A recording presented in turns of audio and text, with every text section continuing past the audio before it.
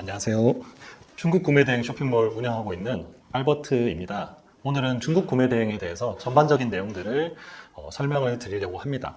우선은 제가 지금 어느 정도 매출을 내고 있는지를 보여드리기 위해서 그래프를 가져왔는데요.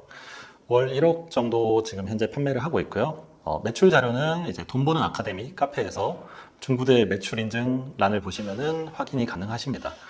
지금 그래프를 보시면은 제가 21년도 8월부터 시작을 했고요.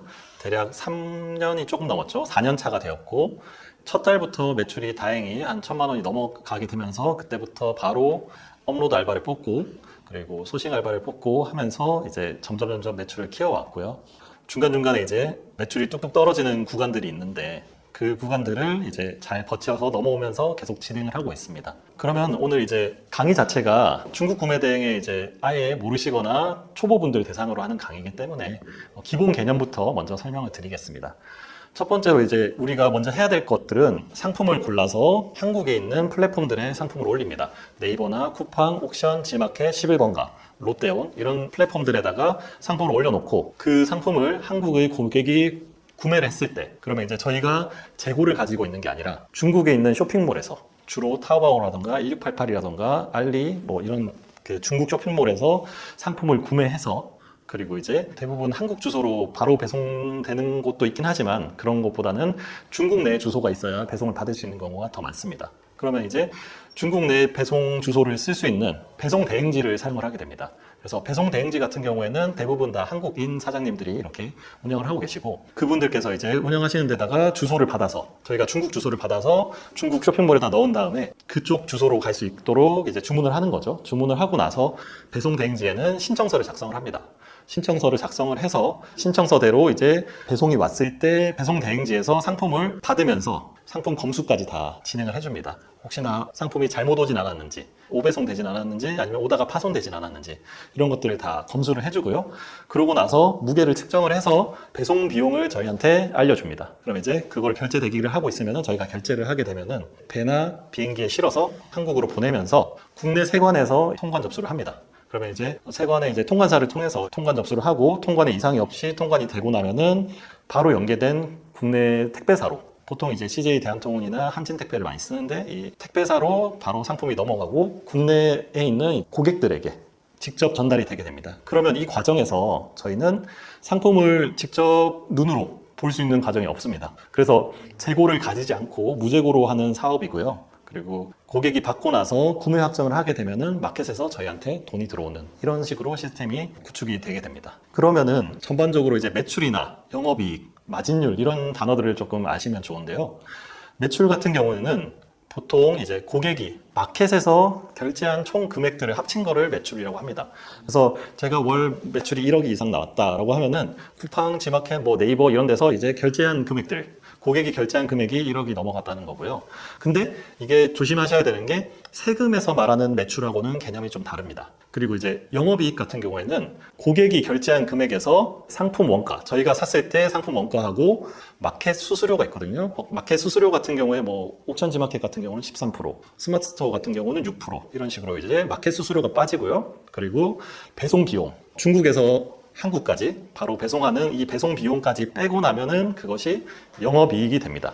영업이익이 되고, 그 영업이익을 매출로 나눈 다음에 100을 곱하면은 마진율이 나오는데, 정확하게는 이게 마진율이라고 얘기하면 안 되고 영업이익률이라고 얘기를 해야 되지만 대부분 쇼핑몰 하시는 분들이 다 이거를 마진율이라고 얘기하기 때문에 제가 그렇게 소개를 드렸고요. 그래서 매출, 영업이익, 마진율이 어떤 개념인지를 좀 아시면 좋고요. 그러면 영업이익에서 제가 사용한 추가적인 비용들 있죠. 인건비라든가 프로그램 비용이라든가 이런 것들을 다 제외하고 남은 순이익, 실제로 얼마 벌었는지가 중요하죠. 그래서 실질적으로 제일 중요한 거는 이 비용을 다 제외하고 남은 순이익이 중요하다라는 거고요. 그리고 구매 대행을 서비스의 개념이기 때문에 세금을 신고하실 때는 매출이라는 게 아까 결제한 금액이 매출이 되는 게 아니라 그거를 결제했고 저희가 그 상품을 보내주고 나서 서비스 요금으로 받는 게 매출이 되는 거예요. 그래서 실질적인 영업이익이 매출이 됩니다. 위탁이라던가 사입하시는 분들보다 매출이 작게 잡혀요. 그렇기 때문에 처음에 구매 대행으로 시작을 하시면은 간이 사업자나 이런 걸로 하시는 분들은 간이를 조금 더 오래 유지하면서 세금 혜택이나 이런 것들을 좀 받으실 수가 있다라는 거고요. 그러면은 중구대로 온라인 쇼핑몰을 시작해야 되는 이유는 어떤 게 있는지를 말씀을 드릴 건데, 최근에 핫한 게 이제 쿠팡 로켓그로스나 아니면 건기식, 아니면 내 상품을 가져와서 브랜딩하는 이런 이제 사입해서 파는 상품을 사입해서 파는 그런 방법들이 핫하게 이슈가 되고 있는데, 사입 같은 경우에 결정적인 문제점이 있습니다. 사입을 해서 굉장히 잘 팔게 됐어요. 잘 팔게 돼서 월 1억의 매출이 나왔습니다. 물론 더 훨씬 더 잘하시는 분들이 많지만 월 1억 정도 팔게 됐으면은 이거를 유지하기 위해서는 한 달 반 이상의 재고가 필요합니다. 그러면 1.5억, 거의 1억 5천 정도의 이제 재고가 최소 필요하고요. 그게 이제 쿠팡 로켓크로스를 한다 그러면은 쿠팡에도 들어가 있고 재고로, 그리고 제 창고에도 들어와 있겠죠. 그리고 배송 중인 것도 있을 거고 쿠팡으로 배송 중인 것도 있을 거고, 이런 재고들을 합쳤을 때 최소 한 달 반에서 두 달치의 재고는 확보를 해야 됩니다. 그래야 그 정도의 매출을 원활하게 품절 없이 유지를 할 수가 있고요.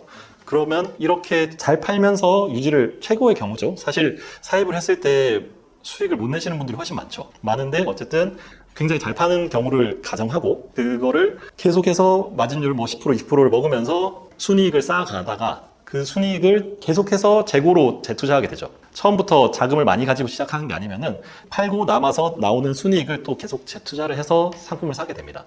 그리고 매출이 오르게 되면은 재고를 더 많이 사야 돼요. 그러면서 쌓이는 재고가 점점 많아집니다. 그런데 마지막에 지금까지 쌓아놓은 재고를 못 팔게 되면은 1년을 잘 벌었든 2년을 잘 벌었든 그거 상관없이 재고 쌓인 만큼이 다 적자가 되는 거예요. 이거를 어떻게든 처리하는 방법을 미리 만들어 놓고, 아니면 그런 리스크를 줄이는 방법을 만들어 놓고 사입을 시작하셔야 되는데, 초보분들이 이거를 하시기에는 쉽지가 않습니다. 물론 이제 처음에 들어가서 강의 좋은 걸 듣고 해서 수익을 낼 수는 있겠지만 마지막 탈출 전략을 잘못 세우시면은 1년을 잘 벌든 2년을 잘 벌든 상관이 없어지는 경우가 많습니다. 그래서 이걸로 주변에도 올해 이제 억 단위로 가까이 하시다가 재고가 갑자기 쌓여서, 아니면 이제 경쟁 업체가 나타나서, 아니면 가품 업체가 나타나서, 그리고 쿠팡 계정에 문제가 생겨서 갑자기 못 팔게 되면은 그 재고를 다 떠안게 되는 거잖아요. 그 상황에서 이제 인건비는 나가고, 이런 상황이 생기면서 이제 문제가 급격하게 커지기 때문에 초보분들이 온라인 쇼핑몰을 시작하실 때는 무재고 사업으로 하셔야 된다고 생각을 합니다. 무재고를 하는 방법은 이제 위탁이 있거나 아니면 중국 구매대행처럼 구매대행 사업들이 있겠죠. 그래서 이런 무재고 사업으로 시작을 하시면은 마지막에 그만두더라도, 잘 안 팔려가지고 이제 마무리를 짓더라도 재고로 쌓이는 게 아니라 배송 중인 상품들에 돈이 들어가 있는 거기 때문에 그것들이 마지막에는 제 통장으로 입금이 되게 되겠죠. 그래서 리스크가 상당히 적다라고 볼 수가 있기 때문에 리스크가 적은 무재고 사업으로 온라인 쇼핑몰을 시작을 하셔야 됩니다. 그래서 그런 사업들 중에서 대표적인 중국 구매대행을 추천을 드리는 거고요. 그러면은 중국 구매대행의 장점이 어떤 것들이 있느냐 살펴보면은, 일단은 저자본으로 사업이 가능합니다. 사업자 등록 비용 한 4만 원, 통신 판매형 신고 비용 4만 원. 이것도 이제 비과밀 억제 지역에 내면은 2만 원 정도씩 되고요. 그리고 쇼핑몰 프로그램 비용, 제가 지금 수강하시는 분들 기준으로 봤을 때는 한 달에 20만 원 초반 정도 나옵니다. 그러면 이 정도 비용만 있으면은 그 자본만 가지고도 사업을 시작하실 수가 있는 거예요. 근데 저희가 퇴직하고 아니면 이제 그동안 모아놓은 돈으로 카페를 하나 차린다거나 뭐 프랜차이즈 업종을 한다거나 훨씬 많은 비용이 들죠. 그러면 초기에 들어가는 자본만큼 리스크가 커지는 거거든요. 그리고 손익분기점이 늦어지고 내가 돈을 가져갈 수 있는 지점이 늦어지기 때문에 그런 리스크를 줄이면서 시작을 하셔야 된다는 거고요. 그래서 저자본으로 사업이 가능한 사업을 하셔야 됩니다. 그리고 마진율이 국내 상품보다 상대적으로 저렴하기 때문에 상당히 저렴한 가격에 팔아도 높은 마진율이 나옵니다. 그래서 최근 뭐 이제 겨울이 다가오고 있으니까 겨울 상품들을 예로 들면은 중국 쇼핑몰에 찾아보시면은 아예 브랜드가 없고 패딩인데 10,000원대 상품들이 많아요. 그러면 그런 패딩들을 가져와서 우리나라에서 3만 원, 4만 원, 뭐 이렇게 거의 2배죠. 2배 이상으로 팔아도 우리 입장에서는 너무 싸죠. 너무 싸기 때문에 마진율을 많이 붙여도 국내 상품보다 저렴하기 때문에 판매에 경쟁력이 있다는 거고요. 그리고 상품을 소싱하는 데 있어서도 매일매일 새로운 상품이 생겨나고 없어집니다. 그 중국 최대 쇼핑몰 그룹이 이제 알리바바인데, 알리바바 그룹에 있는 쇼핑몰들만 활용을 하시더라도 정말 끝없이 소싱을 하실 수가 있어요. 그리고 배송 시스템 같은 경우에도 상당히 잘 갖춰져 있습니다. 이게 국내 배송하고 비교를 하시면 안 되고요. 다른 이제 해외 배송들, 유럽이라던가 일본이라던가 미국 쪽을 써보시면은 정말 화가 많이 납니다. 저도 진행을 여러 번 했었는데 문제가 생겼을 때 대처도 그렇고 AS라던가 아니면 이제 배송 기간이라던가 이런 것들이 상당히 문제가 많이 되는데, 중국 쪽은 이제 중국 구매 대행이 한때 한참 유행을 했었죠. 그러면서 많은 구매 대행 판매자들이 들어오고 그 많은 판매자들이 들어오면서 배송 대행지도 굉장히 많이 생겼어요. 서로 경쟁이 되다 보니까 배송 대행지 간에 경쟁을 하면서 가격도 내려가게 되고 서비스도 점점 좋아지게 되고 거의 카톡으로 실시간 답변해 주시고 이런 식으로 AS가 굉장히 잘 되고 있습니다. 그래서 배송 시스템 자체가 잘 갖춰져 있다는 게 상당한 메리트고요. 그리고 이제 중국 내에서 문제가 생겼을 때 반품이나 교환도 자유롭게 하실 수가 있습니다.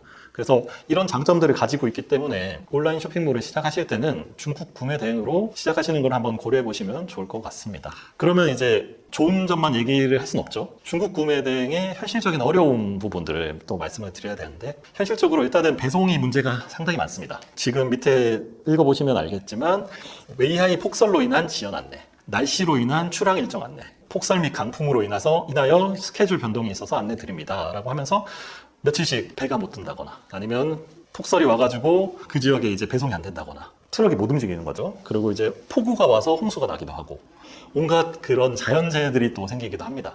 그래서 이런 경우에는 어쩔 수 없이 고객에게 지연 안내를 할 수밖에 없어요. 뭐 일주일씩, 2주일씩 밀리는 경우가 생기기 때문에 고객이 이거 시킨 지가 언제인데 아직도 안 와요. 그런 얘기가 나오기 전에 미리 안내 문자를 보내드리는 거죠. 지금 현재 상황이 이러이러해서 저희가 이렇게 대처를 하고 있고 최대한 빠르게 배송 처리를 해드리겠다. 근데 너무 늦어들어서 죄송하다. 이렇게만 해도 중간에 취소하시는 경우가 확 줄어들거든요. 그렇게 이제 미리미리 대응을 해야 되는데 그런 배송 지연뿐만 아니라 여기 보시면은 춘절 휴무, 노동절 휴무, 그리고 또 국경절 휴무. 무슨 절이 이렇게 많은지 모르겠어요. 네, 진짜로 올해 춘절 같은 경우도 실질적인 춘절 연휴는 2월 중순이었거든요. 근데 2월 1일부터 거의 3주를 쉬더라고요. 3주를 쉬고 배송대행지도 거의 10일 가까이 쉬었어요. 중간중간에 일하는 배송대행지도 있긴 했지만 배송대행지가 일을 하면 뭐합니까? 판매자가 안 보내줍니다. 그래서 이런 경우에는 거의 3주씩 딜레이가 되는데 안 그래도 느린 배송에 그거를 3주가 더 딜레이가 되면은 고객들이 화가 많이 나겠죠. 이런 경우에 반품률이 올라가고 손해를 볼 수가 있습니다. 그리고 노동절인데도 5월 1일부터 5일까지 쉬고 그러고 나면은 토요일 요일입니다. 또 쉬겠죠? 그러면 이제 또 국경절인데 10월 1일부터 6일까지 쉬고 와, 이렇게 계속해서 이제 연휴들을 길게 쉬기 때문에 이런 경우에는 이제 좀 미리미리 고객이 주문이 들어왔을 때 배송 지연될 수 있다라는 문자를 미리 보내기도 합니다. 그래서 그렇게 해결을 하기도 하고요. 그리고 배송뿐만 아니라 현실적인 어려움으로 자금이 순환이 안 되는 경우가 꽤 있어요. 중국 구매 대행이 앞에서 말씀드린 것처럼 자본이 많이 안 들어가는 사업이고 무재고로 할 수 있다 보니까 자금이 부족하신 분들이 많이 시작을 하시거든요. 저도 역시 그랬고요. 저도 처음에 시작하는 시점에 빚도 굉장히 많았고 카드도 한도가 얼마 안 나오는 상황이었어요. 그 상황에서 이제 계속해서 매출이 올라가다 보니까 자금 순환을 어떻게 맞출까를 고민하면서 자금 매출 조절을 하고 하다 보니까 이제 천천히 올라오게 된 건데 실질적으로 이제 여기서 배송되는 기간을 살펴보시면은 항공 같은 경우에는 평균적으로 5일에서 7일 그리고 해운 같은 경우는 한 일주일에서 2주일 정도 걸립니다. 그리고 이제 배송이 완료되고 나면은 평균적으로 한 일주일 지나면은 마켓에서 정산을 해줍니다. 구매 확정이 되면서 정산을 해주고요. 근데 그게 이제 일반적인 네이버나 옥션, 지마켓, 11번가 같은 경우에는 그렇게 되는데 쿠팡에서 많이 팔게 됐다. 그러면 이제 쿠팡은 완전히 정산을 다 받는 데까지 대략 2달에서 3달이 걸립니다. 그러면은 1,000만 원 팔면 2, 3천만 원이 필요하죠. 한 3천만 원 팔면 8, 9천만 원이 필요합니다. 그런 문제가 생기기 때문에 8, 9천까지는 아니겠지만 좀 중간에 이제 미리 들어오는 돈들이 있고 하기 때문에 그 정도는 아니지만 그래도 충분히 많은 돈이 필요합니다. 그러면 이런 문제점을 어떻게 해결하느냐 하면은 제가 해결했던 방법은 가능한 방법 다 썼어요. 일단은 사업자 대출을 하고요. 사업자 대출이라고 하는 거는 조금 어렵게 들리실 수도 있겠지만 안 해보신 분들은 이게 생각보다 어렵지가 않습니다. 국가에서 정책 대출로 해가지고 이제 나오는 것들이 신용보증재단이라던가 소상공인재단이라던가 그런 정책으로 나오는 자금들을 신청을 해서 거기서 보증서를 받은 다음에 은행을 가가지고 대출을 받는 거고요. 그러면 이제 사업자 명의로 해서 대출이 나오게 되고 개인 대출이 너무 많지만 않으면 웬만하면 나오는 추세더라고요. 그럼에도 대출을 받았는데도 또 모자라요. 왜? 매출이 오르니까. 네, 매출이 오르니까 또 모자라면 그거를 이제 선정산을 받을 수가 있습니다. 올라라던가 여러 가지 업체들이 있는데 그런 이제 선정산 업체들을 통해서 이자를 미리 주고 제가 배송 완료된 상품들에 대해서 아직 돈은 못 받았지만 배송이 완료됐고 쿠팡에서 아직 돈을 안 줬지만 그 상품들에 대해서 미리 돈을 받았고 이제 이자를 떼고 돈을 주는 거죠. 네, 이자를 떼고 돈을 주는 거고 그렇게 해서 선정산을 이용해서 자금을 좀 순환시킬 수도 있고요. 정말 안 되는 경우에는 이제 카드사 리볼빙도 쓰긴 했습니다. 그리고 이제 약간 실용도가 떨어져서 더 힘들어집니다, 사실. 어쩔 수가 없더라고요. 네, 너무 힘든 달에는 어쩔 수가 없고, 이것도 이제 몇 번 쓰다가 안 될 때는 또 이제 개인적으로 또 빌리기도 하고, 빌려서 막 일주일 만에 갚고, 이렇게 됩니다. 빌려서 딱 일주일 만에 갚고, 2주일 만에 갚고, 이렇게 됩니다. 이것도 이제 정상적으로 배송이 됐을 때 얘기예요. 거기서 배송이 지연이 되면. 특히 뭐, 아까 앞에서 말씀드린 그런 자연재해라던가 뭐 연휴라던가 이런 거 말고도 좀 특이한 케이스를 말씀을 드리면은 세관 통관을 하다가 제 상품이 들어있는 컨테이너에 다른 물건이 문제가 생겼어요. 그러면은 다 다시 접수를 해야 되는 경우도 생겨요. 그러면은 그거를 서류를 다시 접수하고 거기서 검토하고 보내주는데 1, 2주가 더 걸려버립니다. 그러면은 거기 안에 있는 물건들은 다 배송이 지연되는 거죠. 그 와중에 또 반품도 들어오고 그러면서 손해도 커지고 자금도 안 도는데 손해는 자꾸 커지고 이런 경우가 생길 수가 있거든요. 그러면 이제 배송이 지연되는 것들을 또 계속해서 문제 해결을 해나가셔야 됩니다. 그런 어려움들이 있고요. 그리고 이제 또 우배송으로 오는 경우도 많아요. 그래서 중국 쇼핑몰에서 상품을 시켰는데 첫 번째 사진 보시면은 저런 이제 데님 청 원피스예요. 근데 실제로 온 거는 이렇게 색깔이 거의 물이 다 빠진 원피스가 옵니다. 이게 너무 차이가 나죠. 그러다 보니까 이런 경우에는 이제 중국의 쇼핑몰에 바로 반품을 시킵니다. 중간에 배송 대행지에서 이런 검수를 해주는 거예요. 그래서 배송이 맞게 왔을까요? 확인 부탁드립니다 라고 이렇게 남겨주세요. 그러면 이제 카톡으로 보고 이거는 반품해야 될 것 같습니다. 다시 보내달라고 해야 될 것 같습니다. 이렇게 해가지고 교환 요청을 하기도 하고 재배송을 합니다. 오른쪽 같은 경우에는 까만색 치마를 주문했는데 새 하얀색이 왔습니다. 그래서 판매자한테 이제 빨리 왕왕이라 그래서 판매자하고 톡할 수 있는 걸로 번역기 써가면서 얘기를 합니다. 저도 중국어를 못해가지고 막 번역기 써가면서 얘기를 하는데 이거를 흰색이 왔다. 우리가 검은색이 없어서 흰색을 보냈어 라고 얘기를 합니다. 황당하죠? 검은색이 없으면 안 보내거나 얘기를 해야지 이거를 당당하게 흰색을 보냅니다. 아니 흰색은 안 돼 라고 얘기를 하면은 5위안 깎아줄게. 안 되죠. 고객이 주문한 거는 까만색인데 그래서 이제 고객님한테 또 이제 문자를 합니다. 그 고객님한테 저희 까만색인데 품절이라서 판매자가 이렇게 흰색을 보냈는데 죄송하다고 이거는 다시 돌려보낼까요? 하면은 간혹 그냥 흰색도 괜찮아요 보내주세요 하시는 분들도 너무 천사 같은 분들이죠. 그런 분들도 있으시고 대부분은 이제 그러면은 뭐 그냥 반품할게요 취소할게요 라고 하시면은 저희가 이제 취소 처리해드리고 저희도 중국 쇼핑몰에다가 반품을 하는 식으로 진행을 하고 있습니다. 또 파손 오염돼서 오는 경우도 꽤 있어요. 특히 특정 카테고리에서 그런 게 좀 심한데 왼쪽 사진 보시면은 로지텍 마우스예요. 로지텍 마우스 치고 좀 싸다는 생각이 드는 거예요. 어느 정도 가격대가 있을 텐데 평균적인 가격대보다 조금 싸요. 그래서 판매자한테 물어보니까 정품이래요. 생각보다 이런 정품이냐 아니냐를 물어봤을 때 거짓말하는 판매자가 생각보다 많지는 않거든요. 정품이라 그러니까 알겠다 그러면 주문하겠다 하고 주문을 했어요. 그리고 배달지로 왔는데 사진을 보시면은 사진에서 잘 안 보이긴 하지만 사진에서 테이프가 뜯어져 있어요. 테이프가 뜯어져 있다는 얘기는 무슨 얘기냐면은 정품인데 중고를 보냅니다. 마우스를 중고를 많이 보내더라고요. 틀린 얘기는 안 했죠. 정품이라고 했으니까. 정품이냐 가품이냐 물어봤을 때 정품이라고 했으니까. 근데 중고를 저희랑은 좀 생각이 다르죠. 아예 사는 옵션에도 중고라고 안 써 있어요. 근데 가서 읽어보면은 개봉 뭐 이런 식으로 써 있습니다. 그래서 그거는 고객한테 보낼 수가 없으니까 새 상품을 보내야 되니까 보낼 수가 없으니까 다 반품 처리를 해버립니다. 그래서 이런 경우가 마우스나 이런 마우스 종류 쪽에서 좀 많은 것 같고 그리고 또 많은 카테고리가 전자제품들 중에서 이런 케이스가 좀 종종 있습니다. 확인을 잘 하고 미리 중고 상품인지도 물어봐야 됩니다. 옷 같은 경우에도 지금 오른쪽 사진 보시면 빨간색으로 표시된 데가 오염된 부분이에요. 오염됐고 그 배대지에서 멘트가 온 게 이 부분들이 오염돼서 왔고 이상한 냄새도 나고 있습니다 라고 연락이 옵니다. 이대로 고객에게 보내면은 무조건 반품이 들어오겠죠. 그래서 반품이 들어오기 때문에 이것들은 보낼 수가 없다 해서 다시 중국 내에서 반품을 하는 식으로 진행이 됩니다. 근데 이제 이거를 배대지도 사람이 하는 일이다 보니까 한 달에 제가 이제 보내는 게 막 4,000건이 넘어가다 보니까 그런 상품들을 하나하나 다 꼼꼼하게 최대한 해주시긴 하지만 놓치는 경우가 있거든요. 그러면 이제 한국에 들어와서 그거를 고객이 받았는데 이런 경우가 생기면은 이제 게시판에 욕설이 달리죠. 중고를 파는 거냐 이러면서 막 욕설이 달리죠. 너무 죄송하다고 반품 처리해드리고 이렇게 진행을 하고 있습니다. 그렇다면은 이제 이런 어려움들을 제치고 어쨌든 중국 구매 대행을 진행한다고 했을 때 어떤 상품들을 팔아야 되는지 어떤 상품들이 중국 구매 대행으로 잘 나가는지 이런 것들을 말씀을 드리려고 하는데요. 첫 번째로 노브랜드고 저가인 상품들. 아까 패딩 말씀드렸지만 패딩도 그렇고 뭐 그런 옷 종류들 아니면 신발 종류들. 신발도 그냥 일반적인 신발보다는 뭐 안전화라든가 이런 종류들이 더 잘 나가고요. 그리고 이제 일할 때 쓰는 용품들이 좀 잘 나갑니다. 그래서 그런 노브랜드 저가 상품들, 특히 제 마켓에서 잘 나가는 가격대가 대부분 다 뭐 2만 원, 3만 원대, 만 원 후반대 뭐 이런 상품들이 많이 나가요. 많이 나가면서 그것들을 이제 2개, 3개, 4개 주문하면서 이제 객단가가 좀 올라가기도 하고요. 그렇게 진행을 하고 있고요. 저가 상품을 판다고 하니까 이거를 수강생분들한테 말씀을 드렸더니 너무 말도 안 되는 상품을 소싱하시는 분들이 계셨어요. 어떤 거냐면 국내 판매로 완전히 싸게 팔고 있는 카테고리를 막 열심히 소싱을 하시는 거예요. 저가니까. 벽에 붙이는 고리 같은 것들 있죠. 그런 것들은 이제 그냥 3M 테이프 떼가지고 이렇게 붙이는 상품들인데, 그런 것들은 다이소에 가면은, 아니면 그냥 네이버만 보셔도 네이버에 뭐 30개 1,000원, 2,000원 막 이렇게 판단 말이에요.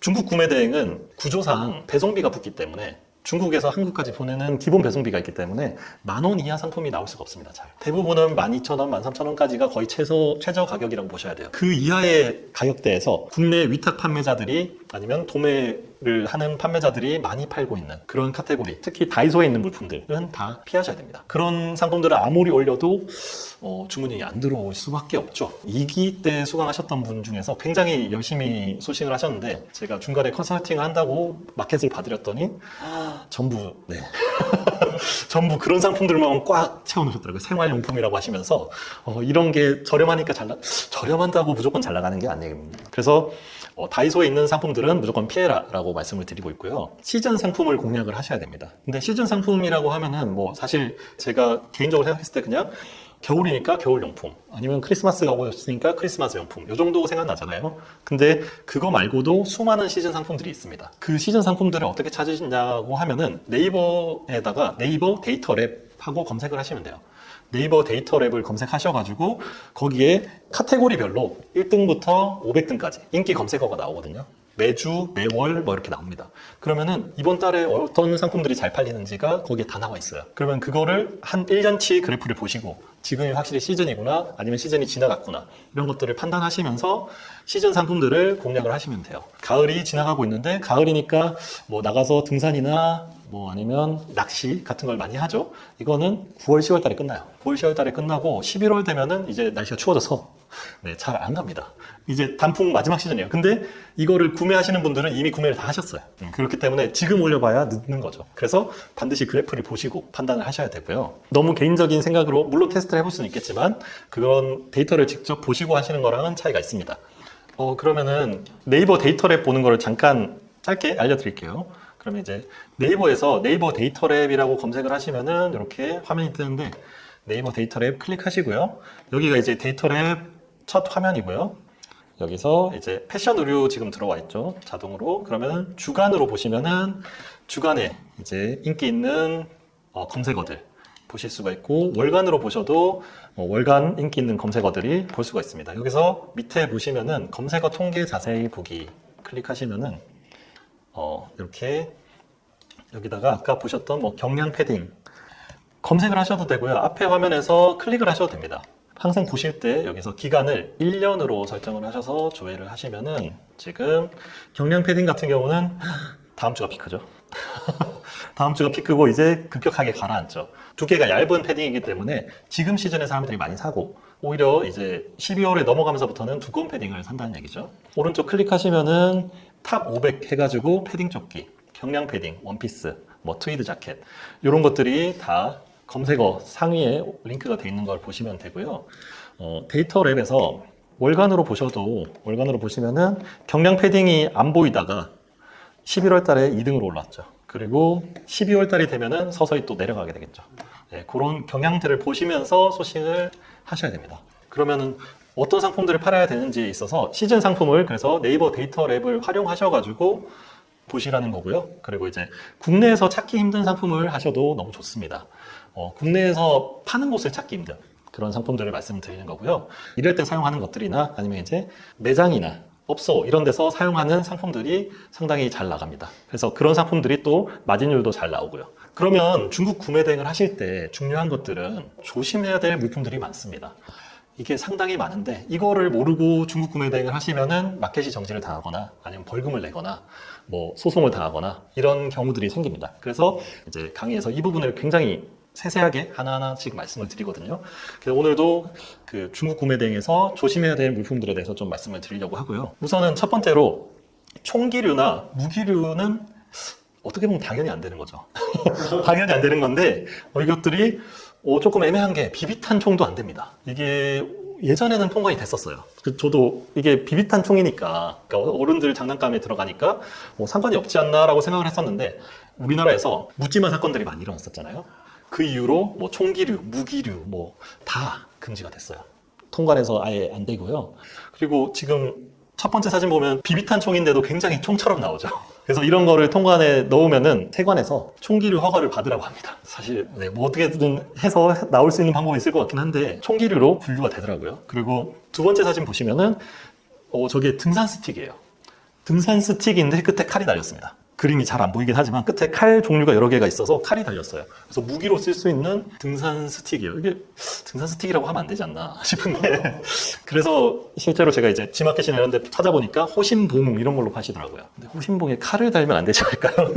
이게 오히려 범죄자가 될 것 같은데 어쨌든 그래서 이런 총기류나 무기류 종류들은 조심을 하셔야 됩니다. 통관도 안 되고요. 마켓에서도 제재를 합니다. 그리고 또 캠핑용 가스통이나 가스 버너 같은 것들을 파시는 분들이 있더라고요. 근데 가스통 이런 것들은 당연히 인증이 필요한 상품들이고 안전용품들이잖아요. 또 특히 가스 버너 같은 경우에는 11번가가 극단적으로 싫어합니다. 그래서 가스 버너를 올리시게 되면은 이제 마켓에서 페널티가 적용된다는 메시지를 계속 받아보실 수 있을 거예요. 그런 것들을 신경 안 쓰고 뭐 그냥 중국에서 싸게 파네 라고 생각하고 가스 버너는 가스용품인가 아닌가 긴가민가하면서 올리시면은 이제 마켓이 페널티를 먹어서 정지가 되게 됩니다. 그리고 전기 기판이 포함된 운동기구라고 했는데 이게 저도 처음에 진행할 때 잘 몰랐었어요. 근데 블루투스라던가 아니면 전기 기판으로 이렇게 뭐 정보가 표시되는 운동기구들은 다 인증이 필요한 경우가 많더라고요. 그래서 그거를 모르고 또 올리게 되면은 문제가 생깁니다. 이런 스태퍼들도 이제 기판이 없는 상품들은 중국 구매 대행에서 상당히 잘 나가요. 기판이 없고 그냥 단순히 막대 형식으로 돼서 밟고 계속 올라가는 그런 식의 상품들은 이제 운동기구로 팔아도 괜찮고 뭐 로잉머신 이런 것도 전기 기판이 포함된 운동기구들은 인증이 필요할 수도 있기 때문에 확인을 해보셔야 됩니다. 소방법 관련된 상품들도 당연히 조심을 하셔야 되는데요. 왼쪽에 있는 게 차량용 소화기입니다. 차량용 소화기인데 뭐 이렇게 던져서 불을 끄는 것도 있고 뭐 뿌려서 끄는 것도 있고 여러 가지 타입들이 있는데 저도 사실 차량용 소화기는 하나 있으면 좋지 않을까라고 생각을 해서 비치를 할까 생각했었는데 보니까 소방법 관련 상품이라서 해외 직구할 때 인증이 필요합니다. 오른쪽 상품 보시면은 이게 가스 누출 탐지기 뭐 이런 거예요. 당연히 안 되겠죠. 그리고 비슷한 상품들로 많이 올려놓으셨던 게 다른 판매자들 보니까 올려놓으셨던 게 뭐 일산화탄소 탐지기 이산화탄소 탐지기 이런 것들이 캠핑용품으로 해서 올라와 있습니다. 근데 그것도 소방법에서 이제 안전용품이기 때문에 인증이 필요한 상품들입니다. 그래서 판매를 하시면 안 되고요. 그리고 이거는 이제 식품인데 식품 같은 경우에는 판매가 가능한데 수입식품 신고를 하셔야 되고요. 유니패스 신고하시고 그리고 이제 또 들어올 때 검역이 필요합니다. 이렇게 검역을 하고 나서 들어오는데 선입견일 수도 있지만 중금속이 들었다거나 그런 문제가 생겼을 때 제가 책임질 수 있는 범위를 넘어간다고 생각을 해요. 그래서 제가 책임질 수 있는 범위 안에서 최대한 진행을 하려다 보니까 식품은 진행을 안 하고 있습니다. 그래서 여러분들도 조금 식품은 피하셨으면 하는 생각을 하고 있고요. 그 외에도 또 돋보기 안경이라던가 안경 종류인데 이제 도수가 들어가 있으면 판매가 안 됩니다. 온라인에서. 이거는 구매 대행뿐만 아니라 다 온라인에서 판매가 안 될 거예요. 그래서 저희가 안경점에 가는 거죠. 돋보기 안경 말고 도수 없는 선글라스라던가 안경테라던가 이런 상품들은 괜찮습니다. 근데 거기에 도수가 들어가 있고 돋보기라는 단어가 들어가 있고 이렇게 올리시면은 마켓에서 또 제재를 당하실 수가 있습니다. 레이저 포인터 같은 경우도 출력이 세게 되면은 여기 오른쪽 화면이 저는 스타 포인터로 불렀는데 밤하늘에 쏘면 쫙 뻗어나갑니다. 근데 이게 출력이 굉장히 세요. 이렇게 출력이 센 레이저 포인터 같은 경우는 학생들이나 이렇게 가지고 놀다가 또 사고가 날 수가 있고 하기 때문에 인증이 필요합니다. 일정 와트수가 넘어가면은 위험하다고 판단이 돼서 인증이 필요한 상품이 됩니다. 근데 그런 인증 없이 중국 구매된 상품을 올리시면은 또 마켓에서 연락이 옵니다. 그리고 화장품 같은 경우에는 책임 판매업을 하셔가지고 판매를 하실 수가 있어요. 근데 중국 화장품 자체가 크게 인기가 있는 것 같진 않고 아까 식품하고 같은 이유로 저는 안 하고 있습니다. 약간은 못 믿어온 선입견이 좀 있죠. 저도 중국 구매 대행을 그렇게 오래 했는데도 선입견이 좀 있습니다. 식품이나 화장품 쪽은 조금 위험하지 않나 라는 생각을 해서 따로 진행하고 있지는 않습니다. 근데 화장품 책임 판매업 내고 이렇게 진행하실 수 있고요. 책임 판매업은 사업자 하나에만 가능합니다. 이게 이제 저의 피와 눈물이 담긴 상품들인데 브랜드나 명품 가품은 당연히 파시면 안 됩니다. 당연히 파시면 안 돼요. 근데 중국 구매 대행 상품을 개수를 많이 올려서 확률을 올려가는 식으로 진행을 많이 하다 보니까 저도 직원들한테 그 부분을 맡겼어요. 소싱하고 업로드하는 부분을 다 자동화를 시켰었거든요. 근데 다 자동화를 시켜놓고 제가 추가적인 또 사업을 진행하려고 여러 군데 배우러 다니고 왔다 갔다 하면서 신경을 못 쓰다 보니까 첫 번째, 요거를 저희 직원분이 가품 상품을 올린 거예요. 그래서 네이버가 바로 정지가 됐습니다. 소명을 하라고 연락이 왔는데 보니까 정품 상품은 20만 원 중반이고 올라가 있는 가격은 2만 원입니다. 예, 도저히 소명을 할 수가 없고 애시당초 가품을 올려놨어요. 그래가지고 네이버가 그때 이제 빅파워랑 파워가 있었는데 매출이 폭락하면서 그 다음 달에 직원들을 대규모로 잘라야 됐었어요. 그러면서 이제 구조조정을 하면서 다시 넘어온 거거든요. 그래서 지금 저는 네이버 판매를 안 하고 있어요. 그런 이유, 슬픈 이유긴 한데 어쨌든 이런 이제 골프 용품 같은 경우에 특히 가품 정말 조심하셔야 되고요. 가품이 정말 많습니다. 골프 쪽이 유난히 가품이 많다라고 보시면 되고요. 그리고 오른쪽 보시면은 루이비통 핸드폰 그 케이스를 저희 다른 직원분께서 그 비슷한 시기에 또 올리셨어요. 제가 관리를 못할 때 가품을 올리면 안 된다라고 열심히 업무 교육도 하고 다 시스템 하면서 알려드렸지만 그분들한테 판매되는 거에 10% 정도로 인센티브로 드렸어요. 그랬더니 한 분이 제가 신경 안 쓰는 사이에 이런 핸드폰 케이스를 올려서 막 팔고 계셨던 거예요. 루이비통에서 소송을 하겠다라고 연락이 왔습니다. 내용 증명을 받았어요. 진짜 심쿵하더라고요. 딴 데도 아니고 루이비통에서. 와, 이거 뭐 무시할 수도 없고. 그래가지고 어쩔 수 없이 이제 그쪽 법무법인하고 계속해서 얘기를 하고 해가지고 피해 보상을 하고 합의를 했습니다. 이런 브랜드나 명품 가품들을 파시는 분들은 진짜 조심하셔야 됩니다. 이 사진도 제가 네이버에서 가져온 거거든요. 최근에는 이런 상품들을 파시는 분들이 많이 없어지긴 했는데 그래도 있더라고요. 조만간 연락 받으시겠죠. 거기는 끊임없이 계속 이제 법무법인에서 이런 짝퉁 상품들, 가품 상품들을 찾고 있으시더라고요. 다행히 저는 뭐 판매 내역도 얼마 없고 해서 상대적으로 적은 금액으로 합의를 하고 끝났지만 작정하고 가품을 파시는 분들은 정말 피해 금액이 크게 나옵니다. 정품 가액으로 치기 때문에 저희가 판매한 금액이 아니라 정품이 있으면 정품의 가액으로 치기 때문에 피해 보상 금액이 엄청나게 어마어마하게 커질 수가 있습니다. 그리고 캐릭터 가품들. 왼쪽 사진 보시면은 이런 포켓몬인데 근육 포켓몬 보시면은 이런 걸 누가 삽니까? 그리고 일단은 이 상품들이 포켓몬에서 정식으로 나왔을 리는 없겠죠. 누가 봐도 가품이잖아요. 그러면 이런 상품들은 이제 포켓몬 코리아에서 연락이 옵니다. 상품을 내려라. 이렇게 침해를 했다. 연락이 옵니다. 그리고 오른쪽 보시면은 마이멜로디랑 이런 이제 캐릭터들인데 그것들이 속해 있는 데가 뭐 산리오라고 하는 일본 회사거든요. 그래서 산리오 코리아에서 또 연락이 옵니다. 그것뿐만 아니라 뭐 슬램덩크 올리면은 또 그쪽에서도 연락이 오고 이런 이제 캐릭터의 가품들을 올리시면은 문제가 당연히 됩니다. 저작권 침해가 되고요.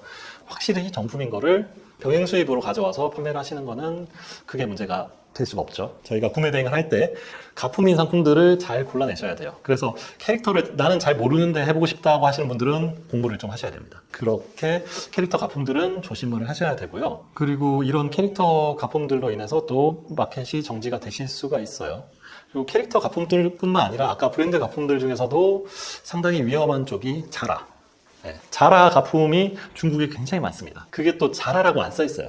저희가 이제 보통 중국에 있는 그 상세 페이지하고 썸네일을 가져오는데 위에 분명히 썸네일이 없었어요. 상세 페이지 유심히 안 보면 상세 페이지 중간에 자라 글씨체로 자바 아니면 자자 뭐 이렇게 써 있습니다.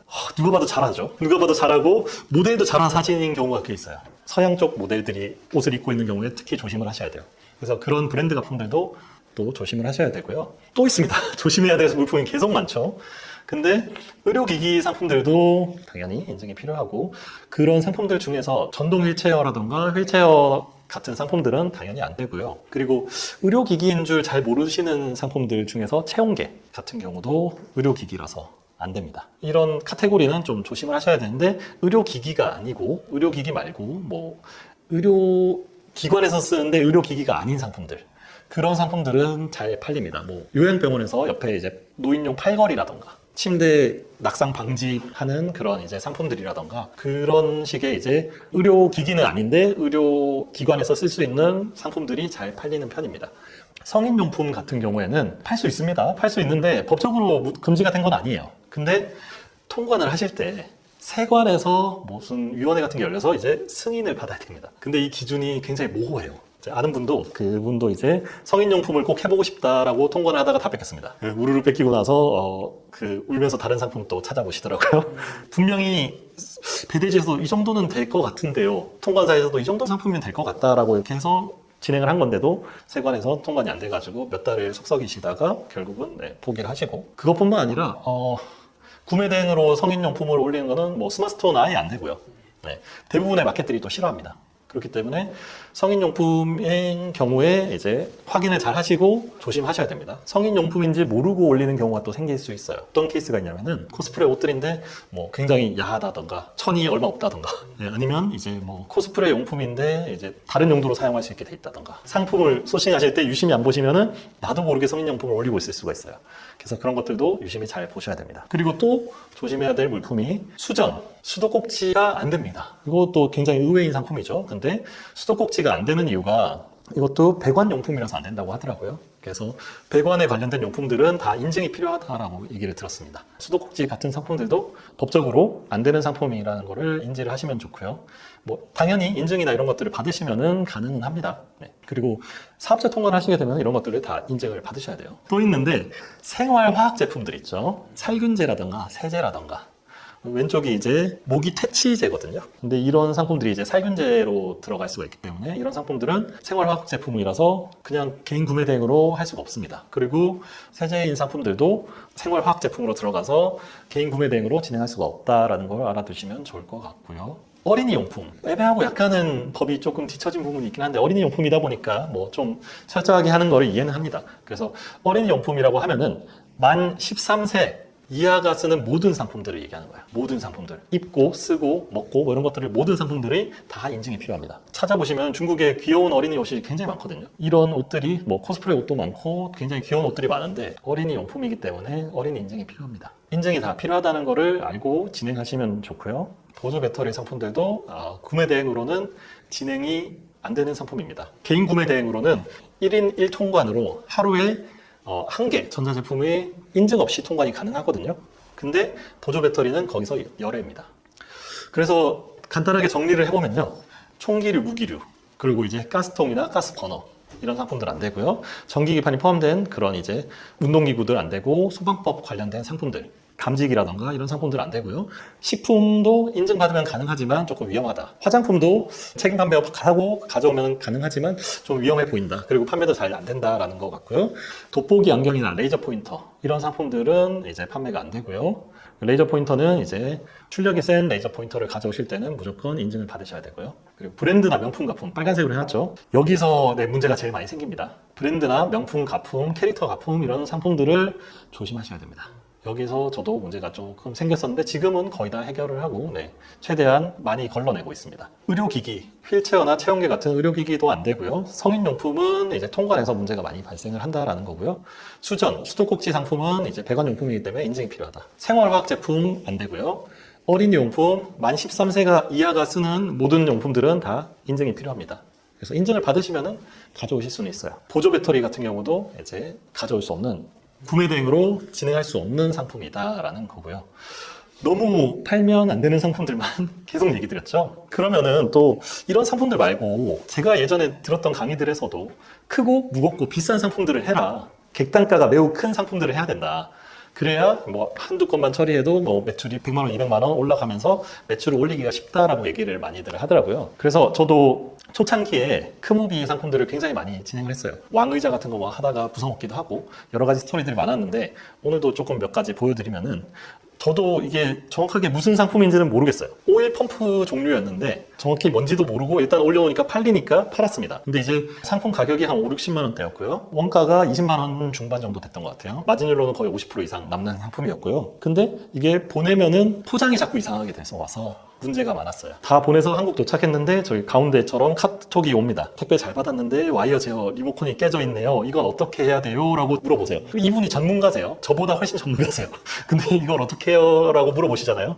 그러면은 어떻게 하겠습니까? 저도 모르잖아요. 그러니까 그대로 사진을 캡처해서 중국 판매자한테 똑같이 물어봅니다. 택배 잘 받았습니다. 와이어 제어 리모컨이 깨져 있네요. 이거 어떻게 해야 돼요? 그러면 얘기를 합니다. 근데 판매자가 바로 알리왕왕을 하는 경우도 있는데, 아웃소싱을 줘가지고 고객센터인 경우도 꽤 많아요.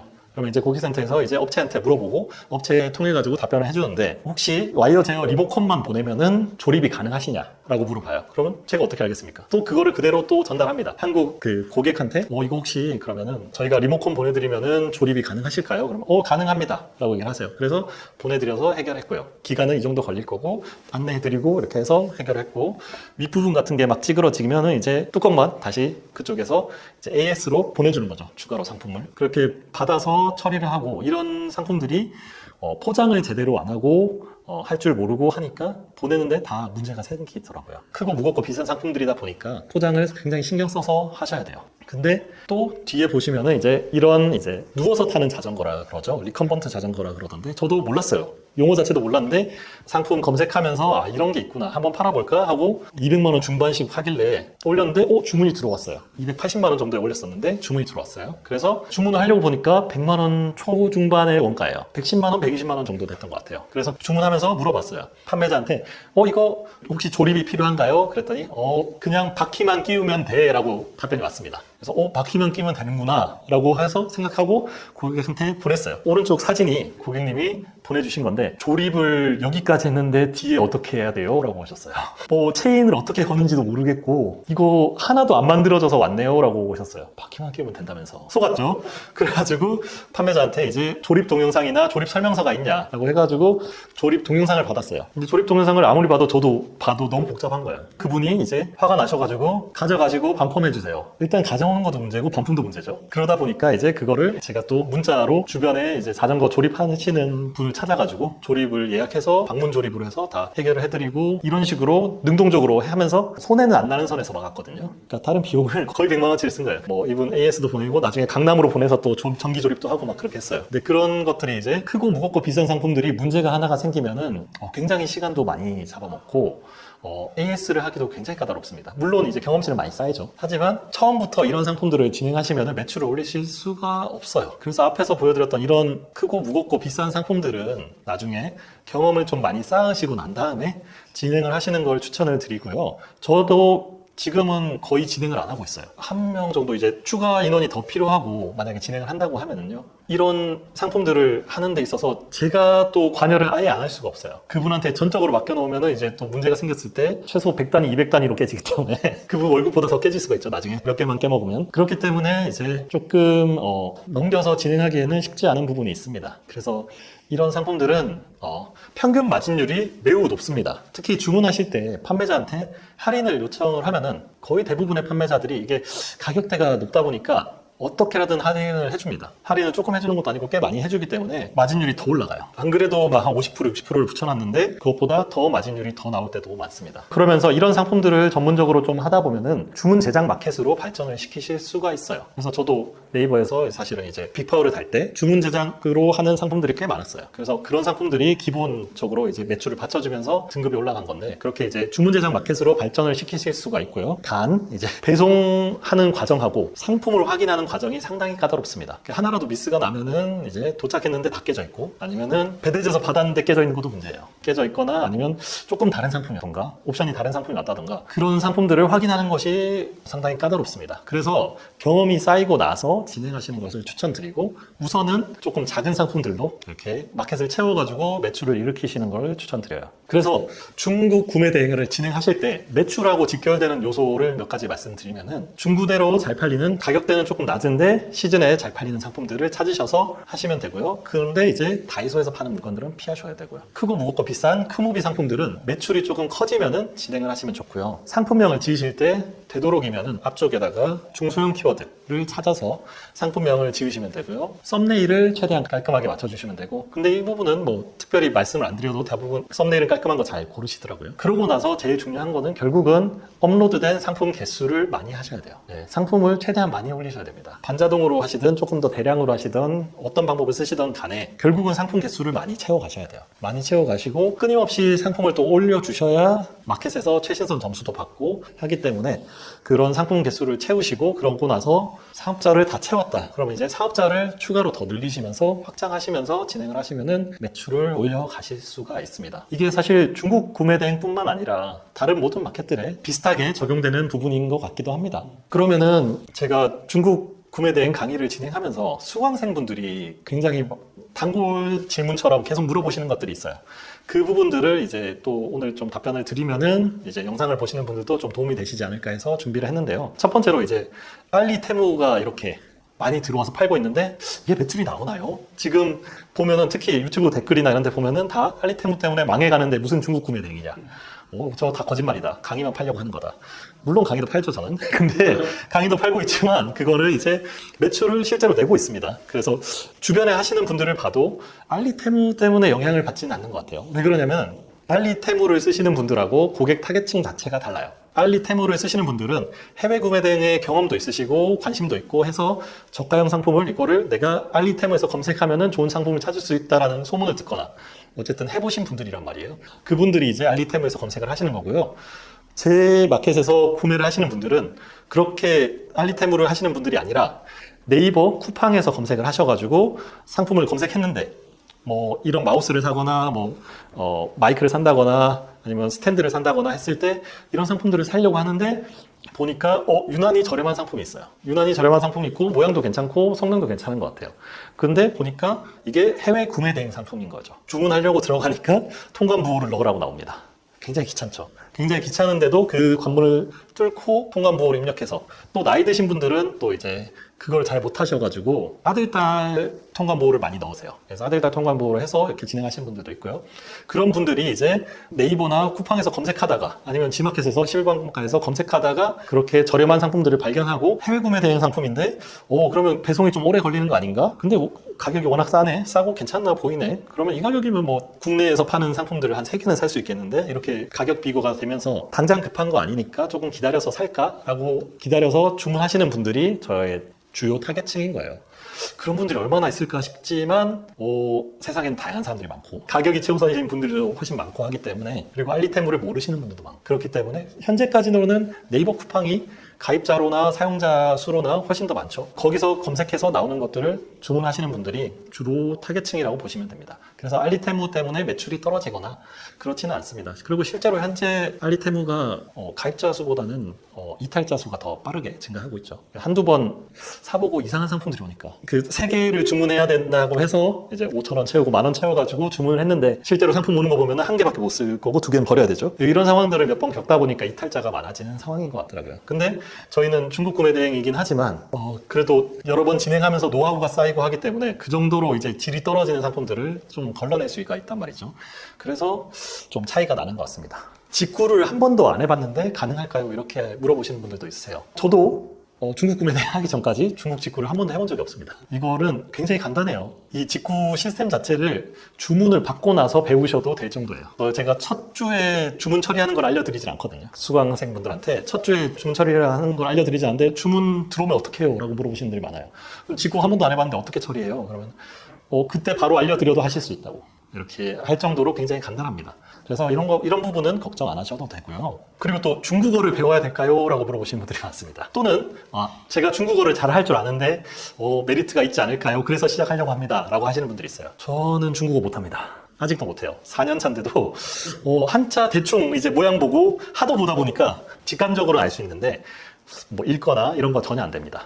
근데도 중국 판매자하고 번역기가 워낙 잘 돼 있으니까 파파고라던가 뭐 셀러라이프 번역기라던가 챗GPT라던가 이런 것들을 활용해서 바로 사용하시면은 이제 번역기를 무리 없이 빠릇빠릇하게 바로 실시간 대화를 할 수가 있기 때문에 그런 것들은 걱정 안 하셔도 됩니다. 그래서 중국어를 잘하시면 조금 메리트는 있겠죠. 그런 시간 단축을 할 수는 있으니까.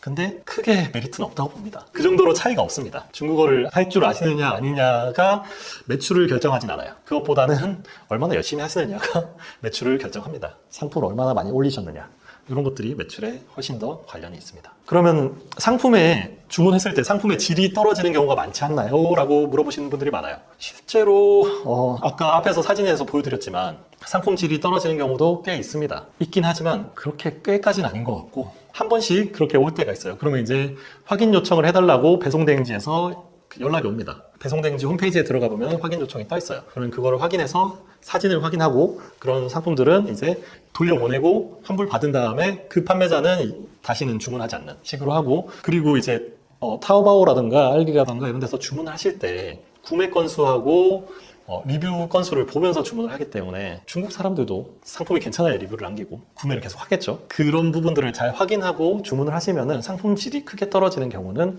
카테고리 몇 개만 좀 골라내시면은 많이 있지는 않습니다. 그러면은 또 교환 반품은 어떻게 처리하느냐 이거를 궁금해 하시는 분들이 많아요. 물론 이것도 이제 저는 이제 3주차 때 또 알려드리긴 하는데 이 부분을 너무 걱정을 미리 하시더라고요. 해외 배송인데 교환이나 반품을 어떻게 처리하냐. 이게 단계별로 조금 다르거든요. 아직 상품이 중국에 있고 배송 대행지나 이런 데서 이제 상품이 문제가 생긴 걸 발견했어요. 그러면은 그 상품을 그대로 그냥 뭐 타오바오라던가 1688이라던가 다시 보내버리면 됩니다. 판매자한테 얘기하고 주소 받아가지고 다시 보내버리고 무료 환불이 가능해요. 그리고 타오바오 같은 경우는 뭐 일주일 내 무료 환불, 알리는 30일인가요? 어쨌든 또 무료 환불이 있고 이런 식으로 이제 무료 환불이 가능하거든요. 근데 이제 타오바오 같은 데서 이제 주문을 했는데 국내 세관이나 통과를 하고 나서 고객이 받았는데 문제가 생겼다. 불량이다. 배대지에서도 뭐 하나하나 다 검수를 할 수는 없으니까 놓칠 때가 있죠. 그러면 이제 그런 경우에는 이제 반품 처리를 해줘야죠. 근데 그런 반품 상품의 비율이 훨씬 낮습니다. 저도 이제 국내 위탁이라던가 로켓크로스라던가 이런 것들도 같이 진행을 하고 있는데 이게 비율적으로 중국 구매 대행이 오히려 반품이 훨씬 적어요. 그리고 가격대가 워낙 저렴해서 그런 게 아닐까라는 생각도 좀 하고요. 오래 기다려서 받았기 때문에 이미 매몰 비용이 좀 많이 들어갔죠. 웬만하면 좀 쓰시는 것 같기도 합니다. 너무 막 불량이거나 아예 다른 상품이 왔거나 이런 경우가 아니면은 반품을 그렇게 많이 접수하지는 않으세요. 그리고 이제 교환을 해달라고 하시는 분들이 간혹 있으신데 교환은 저희가 중국으로 다시 보낼 수가 없죠. 보내는 비용이 훨씬 더 많이 들고 시스템도 안 갖춰져 있기 때문에 그렇게는 진행을 안 하고 고객 사유로 인해서 교환을 요청을 하면은 추가로 배송 비용이랑 조금 더 비용을 받고 하나 더 주문을 합니다. 그리고 상품은 보내지 말고 그냥 가지시라고 얘기를 하는데 항상 보내시죠. 교환 반품을 어떻게 처리하는지들도 많이 물어보시고요. 그러면서 교환 반품이 들어오고 어쨌든 한국에서 재고가 들어올 수 있잖아요. 그럼 그런 재고들을 어떻게 처리하는지를 또 물어보시는데 예전 영상에 이제 그 재고 쌓인 걸 한번 보여드린 적이 있는데 재고가 지금도 그래도 꽤 쌓여 있긴 해요. 저도 오래 진행을 했다 보니까. 근데 그 부분들을 이제 저는 사무실을 내고 하면서 그 사무실에 있는 이제 직원분께서 일주일에 한 번씩 사진을 다 찍어가지고 당근하고 번개 장터에다가 열심히 올립니다. 한 2달 정도 됐거든요. 그렇게 처리를 한 지가 2달 됐는데 당근이 50도가 넘어가고 금방금방 이렇게 온도가 막 뜨거워지고 있더라고요. 그래서 당근에서 한 2달 동안 한 400 판 것 같아요. 열심히 파시더라고요. 근데 올려놓으면 워낙에 상품을 중국 상품이 저렴한데 그걸 거의 원가로 올리거든요. 그러니까 바로바로 이제 연락 오는 경우가 많더라고요. 그렇게 재고를 처리하시면은 집에서 중국 구매 대행 진행하셔도 재고를 그렇게 많이 쌓지 않고 진행이 충분히 가능합니다. 그래서 꼭 사무실이 있어야 된다거나 재고를 처리할 창고가 있어야 된다거나 그런 건 아니에요. 단 크고 무겁고 비싼 상품을 진행을 하시게 되면은 그 경우에는 반품이 들어왔을 때 감당이 좀 힘들죠. 네, 그래서 제가 이제 그런 부분들은 좀 나중에 진행을 하시라고 말씀을 드리는 거고요. 재고는 크게 걱정하실 필요 없고 재고가 쌓이면은 이제 불량이 아니고 사용이 가능한 경우에만 다 이제 당근이나 번개장터 중고나라로 파시면 됩니다. 그리고 또 많이 물어보시는 것 중에 하나가 지재권이 그러면 너무 위험하지 않나요? 앞에서도 아까 제가 상표권이라던가 그 브랜드 상품이라던가 명품 가품이라던가 캐릭터 가품 이런 것들을 보여드렸죠. 그래서 지재권이 너무 위험하지 않나요? 라고 물어보시는 분들이 있어요. 물론 제 상품을 갖고 있는 게 아니기 때문에 지재권이 상당히 위험할 수 있습니다. 그래서 저도 이제 팔면 안 되는 상품들을 아까 앞에 한참 말씀을 드린 거고요. 그게 이제 지재권하고도 관련 있는 상품도 많고 팔았을 때 위험한 구매된 상품들도 많고 하는데 이 지재권 같은 경우에는 저는 금지어를 최대한 많이 씁니다. 그래서 프로그램에다가 금지어를 다 넣어놓으면은 제가 설정한 금지어에 있는 상품들은 뭐 상품명을 그렇게 쓴다거나 뭐 직원분들이 그렇게 쓴다거나 해도 다 걸러져서 안 올라가게 되고요. 금지어뿐만 아니라 상품을 업로드하기 전에 한 번 더 그 상품의 이미지를 다 선수 조사를 합니다. 한 번 더가 아닙니다. 위에서 밑으로 훑고 밑에서 위로 훑고 한 3번씩 봅니다. 그렇게 해서 위험한 상품들을 다 걸러내게 됩니다. 왜냐면 저는 이제 루이비통하고 합의를 했으니까 이거를 또 올리게 되면 큰일 나거든요. 확약서를 썼어요. 한 번 더 위반하면은 얼마 이렇게 확약서를 썼기 때문에 큰일 납니다. 그래서 하나하나 저 상품 이미지를 혹시나 구석에라도 마크가 들어가 있을까봐 로고가 들어가 있을까봐 열심히 보고 있습니다. 그래서 그런 식으로 이제 상품을 열심히 검수를 해서 올리시면은 지재권이 크게 위험하진 않습니다. 지금까지 뭐 지재권으로 크게 문제가 된 적은 없어요. 저도. 그리고 수강생분들도 한 번씩 뭐 연락 받으시는 분들은 있는데 뭐 약간 억지스러운 경우가 좀 더 많고요. 네. 크게 법적으로 문제가 되는 경우는 아직은 없었어요. 근데 뭐 100% 없다고 할 수가 있긴 하기 때문에 그것도 약간은 마음의 준비가 필요합니다. 부업으로 하시는 분들은 좀 고민을 해보셔야 돼요. 그리고 제일 난감한 질문이 바로 수익 나나요? 첫 달에 제가 이만큼 일할 건데 바로 수익 나나요? 말하신 거 지키시면 바로 수익 납니다. 바로 수익이 나는데 수익이 나면 그때부터 더 힘들어요, 사실. 주문 처리를 해야 되고 그러면서 또 상품을 올려야 되고 마켓 관리도 해야 되고 CS도 해야 되고 그러면서 또 매출이 어느 정도 올라오면은 인력을 채용할 준비도 하셔야 되고 그거에 대한 시스템도 만드셔야 되고 채용해서 또 교육도 시켜야 되고 그리고 또 관리도 해야 되고 그러면서 또 상품도 봐야 되고 이게 일이 점점 많아지거든요. 그래서 바로 수익은 납니다. 나는 경우가 많아요. 바로 수익이 나는 경우가 많고 지금 수업 진행하고 있는 기수분들도 대부분 다 진행하고 계신 분들은 다 수익이 나는 걸로 알고 있어요. 근데 키워가는 건 좀 다른 얘기예요. 체계적으로 진행을 하셔야 됩니다. 그거랑 관련해서 또 부업으로도 할 수 있느냐라고 질문들을 많이 하시는데 실제로 부업으로 진행하시는 분들도 많으세요. 회사 다니면서 이제 부업으로 100만 원, 200만 원만 만들어 보고 싶다. 이런 분들도 있으시고 그냥 전업주부인데 추가적으로 좀 수입을 얻고 싶다라고 해서 애기들 학교 보내놓고 어린이집 보내놓고 그 시간에 남는 시간에 열심히 또 업로드 하시고 그런 분들이 또 집중력이 되게 좋으세요. 애기가 오면 일을 못합니다. 돌아오는 시간이 있잖아요. 오후 2시에 돌아온다. 그 전까지 무조건 끝내야 돼요. CS도 끝내야 되고 주문 처리도 끝내야 되고 그 전에 최대한 빠르게 효율적으로 일을 하시더라고요. 매출이 나오기 시작하면은 인력도 고용하시고 그러면서 또 키워가시는 분들도 있고요. 부업으로도 충분히 가능합니다. 회사 퇴근하고도 열심히 하시는 분들이 있는데 회사 퇴근하고 하시는 분들은 보니까 평균적으로 월 매출 1,000만 원 넘어가면서부터 힘들어 하시더라고요. 상당히 힘들어 하십니다. 월 매출 1,000만 원이 넘으면서부터 이제 퇴근하고 처리할 수 있는 범주를 점점 넘어가기 시작해요. 거기서 또 키워가기 위해서 상품을 또 계속 업로드를 해줘야 되는데 물리적인 시간상으로 쉽지는 않습니다. 근데 그 정도의 매출만 해도 1,000만 원이면 마진율이 25에서 40%가 나오기 때문에 뭐 한 250만 원 이상은 추가적인 수익이 나는 거죠. 거기서 뭐 프로그램 비용 빼고 뭐 다른 것들을 빼더라도 200만 원 이상은 충분히 순이익이 나오기 때문에 부업으로 하시기에 상당히 괜찮다고 생각이 됩니다. 제일 어려운 질문인데 컴맹도 가능한가요? 라고 물어보시는 분들도 있어요. 컴맹도 가능한가요? 라고 물어보시는 분들 중에 좀 연세가 많으신 분들이 많으세요. 특히 60대 넘어가시는 분들도 수강 신청을 해서 들어오신 분도 꽤 많으시고요. 그분들은 진짜 실습 시간에 옆에 한 분씩 다 저희 조교 선생님분들이 계신데 그분들이 다 1대1로 붙어가지고 하나하나 다 봐드리고 이렇게 해도 힘들어하긴 하시더라고요. 그래도 진행은 가능합니다. 이게 처음에 배울 때는 힘들지만 결국은 나중에 상품 업로드하고 주문 처리하고 관리하고 이런 것들은 단순 작업인 경우가 많기 때문에 하는 것만 외워놓으면은 거기서 뭐 추가적인 고난이도의 컴퓨터 작업을 요구하지는 않기 때문에 컴맹도 충분히 진행이 가능합니다. 그래서 이제 오늘 여기까지 이제 수강생분들이 많이 물어보시는 부분하고 제가 준비한 강의를 들려드렸습니다. 긴 강의 들어주셔서 감사하고요. 고정 댓글란에 무료 전자책 또 배포해드리고 있으니까 링크 확인해 주시고요. 좋아요, 구독 부탁드립니다. 감사합니다.